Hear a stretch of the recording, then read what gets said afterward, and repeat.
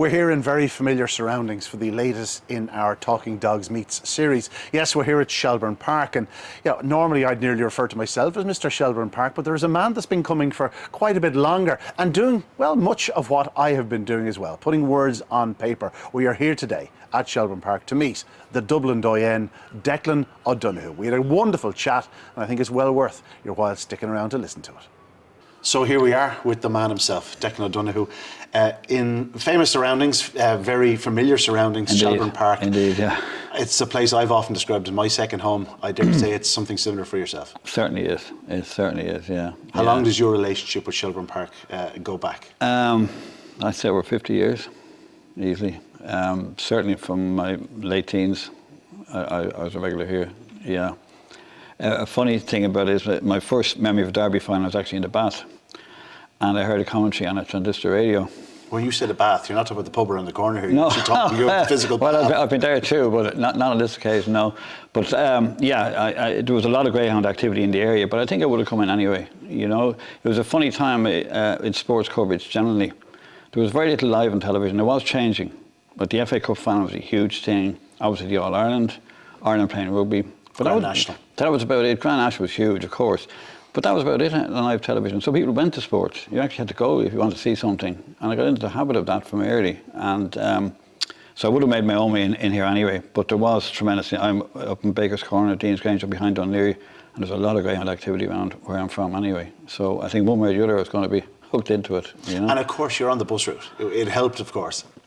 Well, there is actually, we're talking about early derbies. One of the first derbies I do remember. The bus route we all used was 45 to come to Shelbourne, and for the Cabinteely, Shankill, Bray, all the same. That was their bus. Would you believe a driver on that bus route trained a Derby winner here? I mean, that was just unreal. Who was stuff. Podger Malloy. I first knew Podger as a milkman actually around the area, and he was driving bus at the time. Now it wasn't like now. They had conductors then, so you wouldn't be as close to him, talking to him on the way in or that. But he knew he'd leave us off Haddington Road. He'd know where we were all heading. Back a few winners tonight, lads, and all this kind of stuff, you know. And he'd see us on the way out to ask about results and that. Little did we think he's going to train a Derby winner. I would say those bus routes were as much fun nearly as the dogs themselves. I'd say every night you got on, you were chatting to lads that were going the same direction. Oh yeah. The dogs were huge in Dublin then. They were huge, you know. The whole sport had a higher profile anyway, you know. Funny what I was just saying about TV, but radio was the opposite. There was massive sport on radio, like every sport. I remember even table tennis, because Jimmy Langan later on, as you know, became a great doggy man here. Yeah. I remember hearing about him as a kid, and show jumping was big, the Ross Charlton, the cycle race, all those things would feature, apart from the other sports. Now, basically, if it's not soccer, GAA or rugby, you don't hear about it. I mean, I'm involved in horse racing, and even we're struggling for any kind of coverage now. Yeah. Sad, but that's the way it's gone. So, as a young fella, we're talking sort of mid-teens, late teens? Sure, mid to late teens, yeah. That's when you first got involved. It was Shelbourne Park at first, but of course Harold's Cross soon came on the radar too, I'm sure. Yeah, Shelbourne was more or less our local track, you know, and would be. And my first job was in a petrol garage across the road, and there's a guy there who had been in England. He loved the dogs. He used to go to the dogs in Oxford, and he'd sneak off early. We'd come in and get the last two races here, and go back out and finish our shift. But it struck him straight away that in parenting in Oxford there was an inside hair. And the difference between racing an inside hair and an outside hair, I didn't know that such a thing as inside hair at that stage. He said it was a huge difference, and trap 5 and 6 would be much better here. And at the time that was certainly true, you know. So I was hooked at the game, yeah. I remember coming home from Harold's Cross on the back of a motorbike, obviously, and we got to 46A and I walked up the canal. And it was a buzz about going to the dogs then, a huge buzz about it. You were talking 5-6 nights a week at that stage? Oh, you would be, and there was a couple of thousand. Like, there was a good 200 or 300 went 6 nights a week, you know, the regulars. And these wouldn't be connected with any particular dog. They'd know everyone, but they wouldn't actually be a dog. They'd just be followers, Greyhound followers. And the Friday, Saturday night, there'd be a couple of thousand, definitely, you know, and I was one of them. Around your area, were there any trainers in particular that sort of, you know, were doing the business at the time? Any dogs in particular that you would have remembered, or any trainers in particular you would have? Oh, well, I grew up, it was all Gay McKenna. It was all I ever heard about growing up. I missed the last three Derby winners. He was only a few miles down the road. That's in Cabinteely, Catstrot Daisy. So I heard a lot about it, but I wasn't actually going at that stage, but I'd heard all about it. And in the early 70s, early 70s, yeah, about that, yeah. So I missed that one, but he had a dog then after that, Reader's Choice, you're probably asking at some stage, what's the best dog I've seen? This dog is right up there. He won a Coca-Cola and a Hearts Cross. I was going to say, real strong dog, versatility, Yeah. run over 4 and 6 pence. He won a TV trophy here, and he was beating the Shorthead in the Derby final, I think, and the Derby was then 5-5, and he would have been the second fastest Derby winner ever for a 750 dog. Like that was astonishing. Won and Shankill owned him, and Gay trained him. But actually, the Mulvannies were down behind me. Ray's dad was a great mate of mine. Billy, God rest him, taken from us way too early, and Seamus, of course, and their dad Willie trained just down behind it where it was, And they bought a dog from Kerry, Manala Post, I think. They were good operators now, track and field. And of course, Seamus sponsored the course in Derby afterwards for years. But this dog came up from Kerry, and he won a TV trophy here as well. TV trophy was a big thing then, That was, and in the UK, we saw watch the TV would have trophy later become the from the UK. Born 750. Stuff like that, yeah. But the early rounds be on TV and everything, And the BBC one was we never missed that.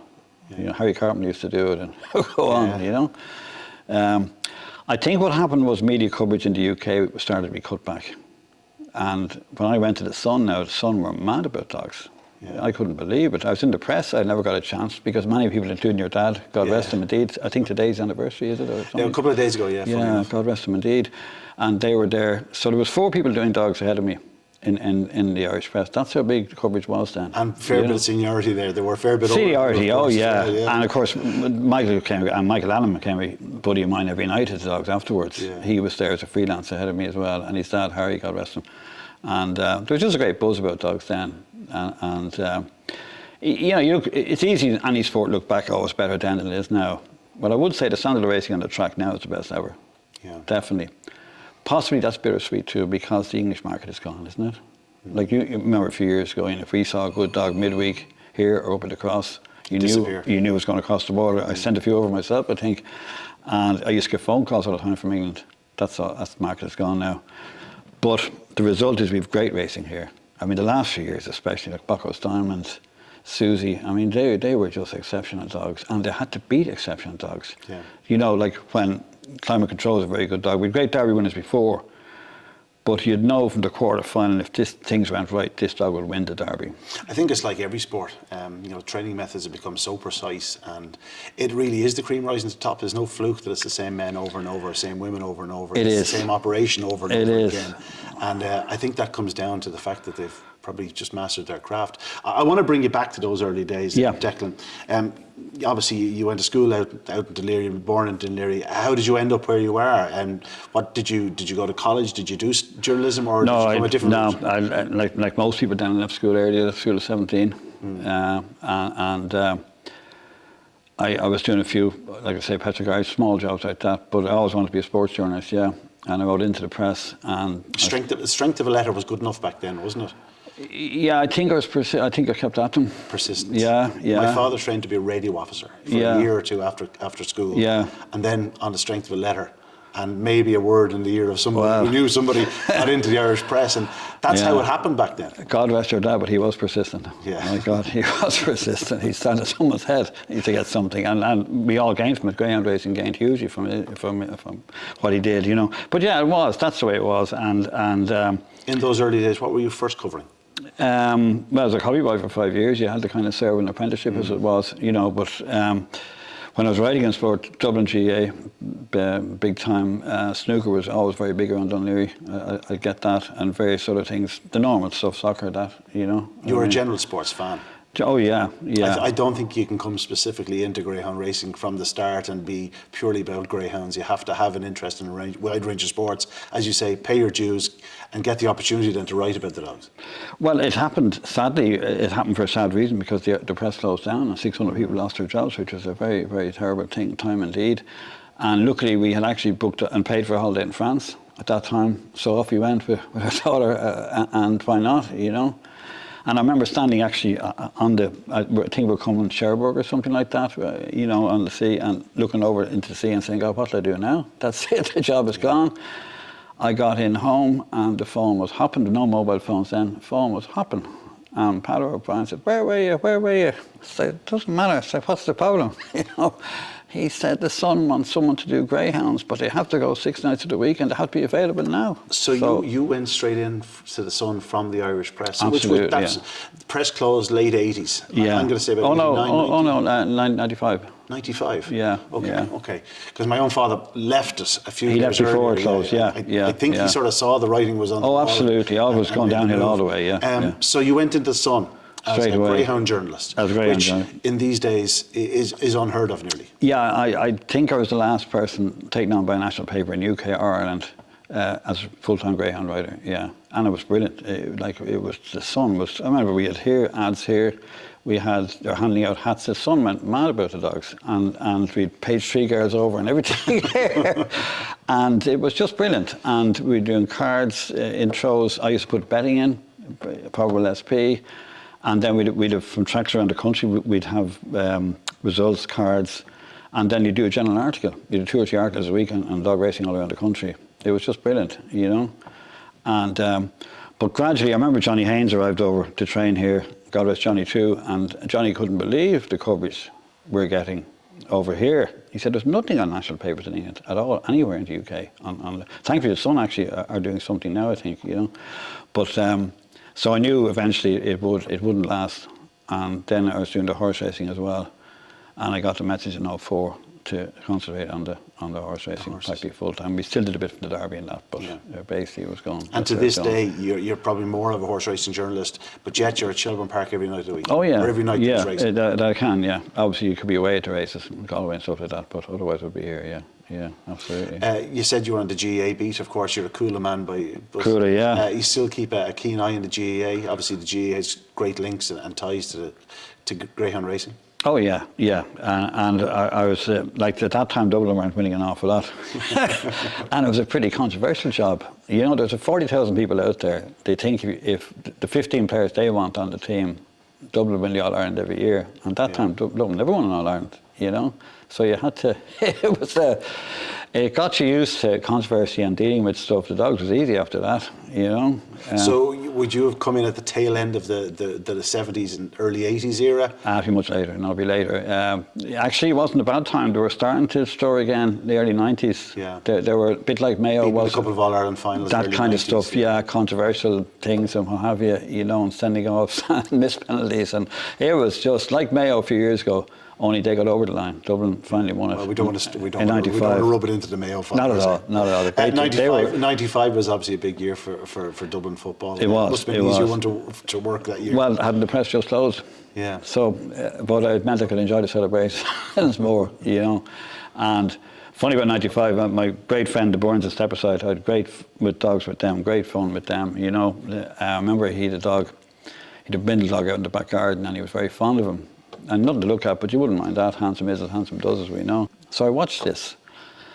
And first couple of races here and across, the dog was exceptional. You knew he was special, right?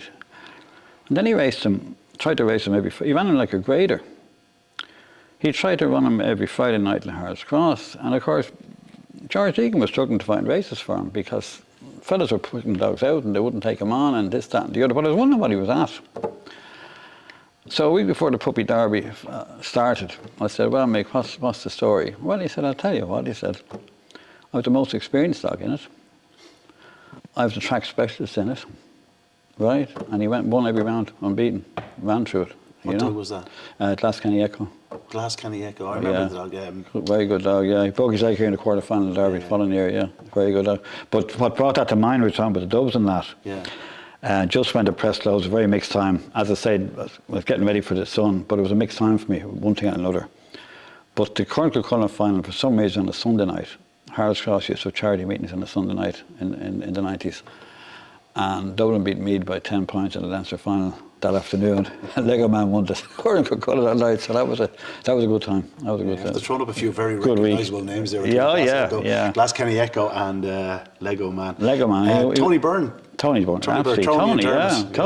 Tony and Dermot, they're great mates of mine, absolutely. They were great times, I must say. I really enjoyed that. Tony still has a love for the sport. You see Dermot every now and again as well. Tony's based down in Laois, actually. He moved down to start training down there quite a while back. He's still trained a few, He does, yeah. Newbridge, I think, as well, that's right, yeah. But they were certainly good times. But most of the dogs you'd be detached. Generally, when I was in the Dublin GA, of course you'd know the lads and that, but you'd have to be a little bit distant to write about things, because you can't say, if you're getting pissed with a fella one night, you can't say the following Wednesday in the paper he should be dropped. You know what I mean? It just doesn't work that way. And it could be messy sometimes because people I knew went into management. And you had to do your job. And Pat O'Neill was great. Pat O'Neill, he was great. You could ring him up and... Dr. Pat. Dr. Pat, yeah.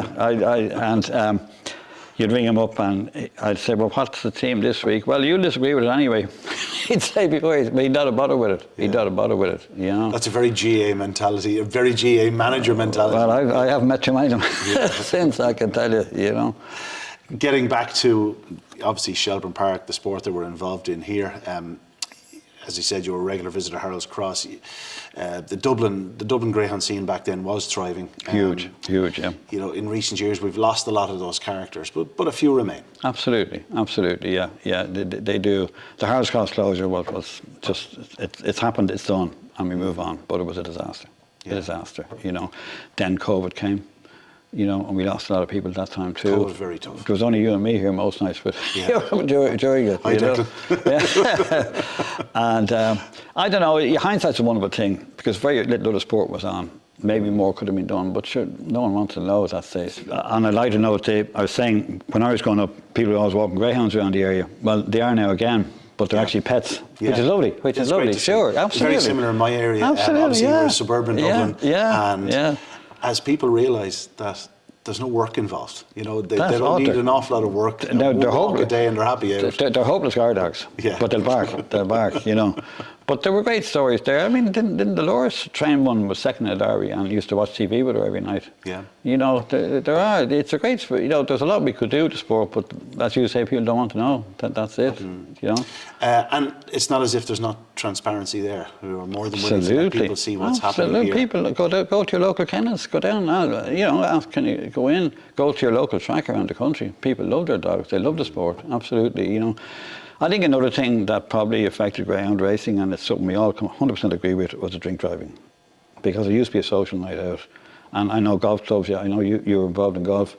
I know golf clubs in their area, they lost huge business because people just have a meal and a few drinks after around the golf. That's anyone disagrees with drink driving knows is a total idiot. But it's one of the things that probably didn't help the sport. It's often when tracks closer to, obviously commuter belt or a lot of for sure, a lot of housing areas do get bigger crowds. Like Harold's Cross was one of those situations where at 7:45 the place would be empty, and at 8 o'clock it could be full. Oh yeah, it was. I mean, I'm several man to my fingertips, but the potential in Harold's Cross, and even as it was a great track, great atmosphere, great buzz about the place. Getting back, your earliest memories of Shelbourne Park, it was a very different venue back then. I remember I was quite a bit younger than you, and not quite a bit, but a little bit younger than you, Declan. Perhaps. And I remember, the old tea chests and upturned, crates or kegs to be sitting on, the little tea bar. Toilets were not something you'd write home about. Bars in the tote windows. It was a very different venue back then. Well, sport was actually, to be fair, because I remember Parnell Park was prehistoric in those days, and generally sports facilities weren't what they should be anywhere. I must say the Croke Park now, the toilet facilities in Croke Park for everyone, females especially, which is great. Just best stadium in the world for them, I would say, So yeah, Shelbourne wasn't, but the bookies here, I remember bookies in the far side, just about now when I came first. Yeah. There was a stand on the far side.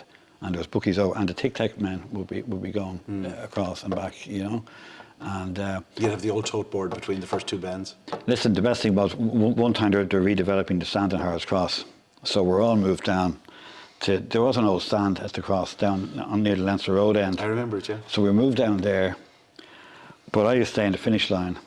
And the bookies got the photo finish wrong every single time. It was unbelievable. Of course, it's too good to last. After a while, you'd hear coming in, you're not getting a bet in the photo. You know what I mean? You're coming in, fair enough, But there's a lot of renovations and things, but it's a fantastic track now. The facilities here now are exceptional. They really are. You would have been in and out of the stadium every week last year, and while the show was running, the ground floor was closed, but we caught glimpses. We knew that something special was coming.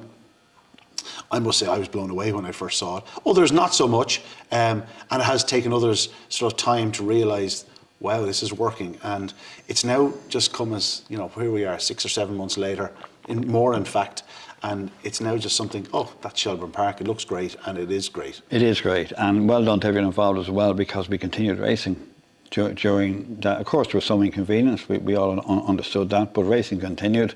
And now it's been worth every bit of it. We've a fantastic stadium here now. Between the strike and between COVID, I think everybody knew that you got to stay racing because you can't afford to lose more people. Exactly. It's continuity, and like now it's which is brilliant, the night out, you know, and we get a huge crowd for the nights out, and why not? It is a nighttime sport, absolutely. Let's have plenty more of that, and then connections with the dogs. But the Greyhound public we had, that, you know, and I do think newspaper coverage has a lot to do with that, because it was huge. You know, they'd let you know quickly if they didn't agree with what's in the paper, but they're all reading it. Shelbourne Park has made something of a recovery. Fridays and Saturday nights are pretty busy here. Thursday nights are more of the industry night, but even then you can have a Thursday night where you're caught unawares and you get a few hundred people through the door, and it's always a nice surprise. There is definitely a future for the sport. Oh, it's Saturday night here, there's a incredible buzz here Saturday nights. I mean, some nights here the cheering starts, like at every fun. Yeah. The cheering starts before the hair gets moving. People are downstairs, it's just brilliant. Everyone's having a night out, you know what I mean? They probably aren't all dedicated Greyhound followers, but they're very well enjoying themselves. You know what I mean? Having a good night out, why not? And they can do so in comfort. They can do so in comfort, and they can stay on later for stuff on here, and there's the music some nights, the bar's open, you know. Yeah, absolutely, it's great. Now, let's take you down a few more memory lanes and whatnot. I'm just going to ask you a few sort of questions. You know, obviously we're here at Shelbourne Park. We're in the 1927 lounge. Next door is the Shelbourne Park Museum. And it is worth remembering that this place does have a rich and long and storied history, not from just a cultural point of view, but from a racing point of view and from a sporting point of view. We've seen some great greyhounds. You've mentioned a few already. I want to bring you back to a time where greyhound racing was really, there was a real buzz about it because of the coverage we were getting. Late Show. It was a bit of a roller coaster of a year and a half with them, but the coverage was unbelievable. Well, it was fantastic for me because I was with the Sun, and so they couldn't believe this. You know, Pat Kenny, Late Show. This was just, it was unreal, and he was a fabulous dog. It was very funny. It took him 12 races to win a race. Yeah. And Pat was here every night. Now, it took him 14 or 16 races to lose a race. Now, the first night he ran here, you knew he was exceptional. Yeah. He was second, but you knew, you know, we're looking at dogs long enough. You just know and say, wow, this is some dog here. But Pat couldn't understand. Every night he's come here, everyone's telling him he's a great dog, and the dog kept finishing second. You know, he was only over the wrong trip, obviously, you know.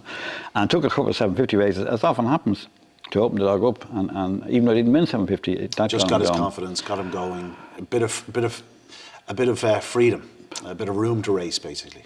But he was actually, you know, myself and Michael Annan, and Michael has probably seen even more dog racing, God rest Michael, than I did.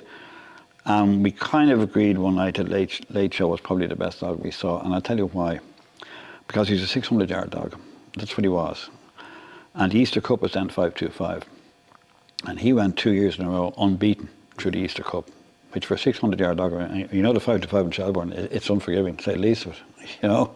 And I thought that was outstanding. He won the Gold Cup one year, then the Easter Cup, then the Shelbourne 600, or it would have been the Guinness 600, or the Euro off-track 600, or whatever it was and at that stage. He was beating a whisker in the Derby final, just a whisker. A rapidly diminishing neck. Yeah. So I would say, honestly, if you, and it was Michael brought it up one night on me, who was the best dog we saw, and I don't think there was any drink involved, Your Honour. And we agreed on Late Show. He was an exceptional animal. Yeah, he was. In terms of engine size and power and torque, as they would say in motorcycles and of course, whatnot, he could just produce the most astounding run. And it's worth remembering that in his earlier years, you know, in the 600 here, the night he broke the clock the first time, he picked up Craig Antrade into the opening corner, who had broken the track record at Cork for a sprint the previous week, and he led him into the corner. Yeah, it just goes to show what he was capable of. Yeah, and he had it all. Like he had great track sense as well. You know, for a dog that had to come behind, it's not easy, but he just had a way of picking his way through the field, and he was exceptional. He really was. The Derby is obviously the blue ribbon. It's the one event each year that everybody tunes in. Anybody with even a passing interest in greyhound sport follows the Greyhound Derby. We've seen some outstanding Derby winners through the years, like my first memory of being present for a Derby final would have been Ardford Mick. You would have seen many before him, trained, of course, by the legendary Matt O'Donnell, who won maybe three Derbies. Yeah. His wife Frances obviously had one, and Jennifer O'Donnell's had a couple of recent times. Ardford Mick was a good dog. I remember Billy Mulvaney, God rest Billy. After the track, our local was Baker's Corner, and we met there after racing one night. And Billy said to me, if this Ardford Mick gets trap one in the Derby, he'd win it, and he did. He did, yeah. And look, it's when you see the list now, you see the ones you've forgotten. Of course they're all great dogs. It takes a good dog to win a Derby. Let's go back to a few more Derby winners I want to mention to you. College Causeway is the one that often sort of people throw up because of the manner. He was swashbuckling. He was like one of those 1920s film stars. Yeah, he was very, very good. And he had to win it the hard way. Even when you're writing on dogs, even the reports I'm doing from here, like when a dog breaks and leads and wins, there's only so much you can say. Yeah. And really, the dog is doing everything right. He's perfect. He's doing just what he's supposed to do, but you can't write much about him. Whereas if a dog gets knocked over, pushes something over, comes through to something, you know what I mean? He gets all the accolades, and he's the great dog. But the dog that's doing the business all the time is kind of gets taken for granted. Yeah. But it's a great sport. It's just fantastic, and it's great to have such a variety of dogs. You mentioned Paddy Ryan. You would have seen a fair few administrators, shall we say, going through the place here, stewards, judges, obviously managers, and you're still here. Yeah, well, Paddy was the first one. Paddy was started at the same time, roughly, when I was starting. Yeah. So he was the one who was here for so long. Yeah, on Harrods Cross we had a fair few down there. Oh, lovely, brilliant people. Paul Murphy, George Deegan, God rest them all. They were great. We had great racing, great nights, great fun. Characters. Paddy basically trained a lot of minute. Even nowadays we see, the likes of Tom Canaan is down in Kilkenny. We see a few of the lads here that have come through under people that trained under Paddy Ryan. Oh yeah, his legacy still stands. Absolutely, he was outstanding. And no fuss, no anything. Just got on with it. Did the job quietly. Did it perfectly. He was very good. And this was before grading tables. This was before A1, A2, A3, A4. You were judging dogs purely on, experience and a bit of instinct, I suppose. He also brought the 575 racing in. Now that's a mixed blessing because the 600 suffered. So I was two ways looking at that one, But he did bring it in, and as you say, the more variety we have, the better. Definitely, That was good thinking there the night. I didn't realise they could run. What was it, the 550? Well, there's 25 yards between the two lines, so you could run a 550 from 525 yard box, or a 575 from the 550 box. You could run a. So just remember again, it was a 550 race.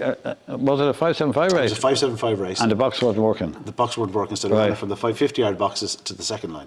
That was brilliant. Well, you have to get agreement from all 6 sets of connections, of course. Well, it's a pity it took half an hour to sort it out. Next time just do it. I mean, it is the proper distance, Any other great memories of Shelbourne Park or the sport in general? We've been through a few. You've only just shown me a list of dogs that won things, and the Oaks, of course. The Oaks was a great competition. It used to be great in Harrods Cross, and it's great now, and it's brilliant the sport and press are involved with it for so long as well. I suppose Susie were saying, what is it? Susie Sapphire. Susie Sapphire. I mean, she won the Oaks. She won the Puppy Oaks, the Oaks, Derby. the Derby, Easter Cup. Yeah. So look, all she won. She didn't have to go to England to do it. You know what I mean? There's a lot of ways of doing things. There was a bit of pressure bringing her in. No, there would be. She was brilliant. She was absolutely brilliant, and she stayed as well. And she did everything right. But she's right up there with any of the trackers we saw. Definitely. You're talking about the stayers there. Obviously, we had Tono Charlie last year, and while the staying market isn't as strong as it used to be, I think his clocks and his manner of his success is not up against anything we've seen. Listen, any dog wins 14, 15 races in a row. I don't care what trip, what they race against. It is outstanding. It probably easier over longer trips, fair enough, but you still got to do it. And you're taking on dogs who are just as good stayers as you are. So that doesn't go into it. He was a brilliant dog, and he ran around the Derby too a couple of rounds, didn't he? So yeah, it was great stuff. But as I say, on the track, the dogs now are as good as anything we saw, and the competition is better now. There definitely is more competition. Bucko's Diamonds, even 10 years ago, we didn't open the first round who's going to win the Derby, bar something happened to him. But even as it was, there was 3 dogs in against him at least in the final that could beat him. So that's the level we're at here. That is fantastic, and again, it's for different reasons, because the English market, sadly, the market for dogs to race in England from here Isn't as strong nothing as like it what it was. Nothing like what it was. No, and they're staying here, and there's better prize money here and everything. So so we do have quite a few English owners over here now, Which is with brilliant. the view that they want to run in That's Shelbourne brilliant. Park. Absolutely, the English people are always involved in Irish greyhound racing, and long may it continue. Absolutely, yeah, that's fantastic. Sure, I mean, you think, we think we're doing bad losing Harris Cross, and we are. But there was 33 tracks in London I was told, and there's one now, Romford, which I believe is brilliant, fantastic track, yeah. But that's all they've left. So that's how the game has gone over there, which is very sad. Again, there's population around Romford. Population will come and see. You put up a night, they'll come out. Yeah. You mentioned there the Sporting Press, obviously, as sponsors of the Oaks. You have a long association with the Sporting Press. That's actually funny. I was only thinking that. That's a funny story because there's a new paper came along, the Greyhound View, around about 2000, and I got some kind of a phone call from them, and I was full time to Sunday. At the time, I'm not complaining, it was fantastic, I loved it, but I was doing 6 nights a week dogs and full time horse racing for the Sun. This is where you work for the Greyhound View, say sorry, mate, you know what I mean. But then your dad actually took the whole, he became editor of it and did brilliant with it, and so there was a vacancy in the Sporting Press. And they were saying they want to give me this contract. Now, look, guys, that's only so many hours in a day, lads. Yeah. I know, don't get me wrong, I was flattered in both cases, very, very much. But obviously couldn't do it. But what I said was, we already had Michael Allen doing Harris Cross. So I said, look, until you get someone, I'll do Shelbourne for you. Because it's coming here anyway for the Sun. So it wasn't, but in my mind it was a temporary arrangement. That was 24 years ago. A 24-year it's still going strong, arrangement. yeah. So they used to say years ago the temporary postman was there 40 years or something. So maybe it's something like that, I checked your I was going to say your Twitter bio, your X bio. Successful songwriter. Tell us about that. Oh yeah. Do we have to go into that? No, we do. Come on. It's a lovely story actually. It's just the Dublin. I wrote a song about Luke Kelly. Yeah, and the Dublin Minstrel, and Paddy Riley did it first. We're going back now, and Paddy did a beautiful version of it, but it didn't, for whatever reason, just didn't take off. It just didn't, it was on an album. I don't know what it was, but anyway. But I remember Tony Byrne just moved down to Laois actually at the time. He said, I keep hearing your song down the country, and someone else said I keep hearing it in Cork. And I said, I don't know, that was years ago. I said, I don't know about that. Then the Dubliners brought it out. So I can imagine doing a song on Luke Kelly and Dubliners bring it out. Yeah. And it gets even better because 2 of Luke's brothers, Paddy and Jimmy, Jimmy's gone, God rest him, but they recorded it, they loved it. So to have a song the Dubliners loved and Luke Kelly's family loved. And you wrote that yourself? I did, yeah. You play guitar? No, I can't read about music at all. No read about music? Can't play an instrument, no. But I can write songs. I've had songs signed to publishers in England and America, pop songs and that, Yeah. So I keep quiet about all that. Well, you're obviously not keeping that quiet about it. Well, you asked me about it. The Dublin Minstrel. We have to check that one out. Yeah. Oh, we had a Greyhound. Actually, funny enough, we had a dog with Tony and Dermot. Out of circus song, right? Yeah. I forget what the song was, and we kept sending names in, and we thought Ringmaster because he was the boss of the litter, Yeah. And every name we sent down, Clonmel said no, And I said, look, we got to put a name on this dog, but the song was out at that time. So I said, we'll just call him Dublin Minstrel. And he actually turned out to be a pretty handy dog, you know what I mean? Yeah. So that's right, yeah, it was a Greyhound. And I think he ended up one of the smaller tracks in London. He won about 30 races over there. It was a Slough, one of those places. Yeah, he's a decent enough dog now. So and, are you still writing? Yeah.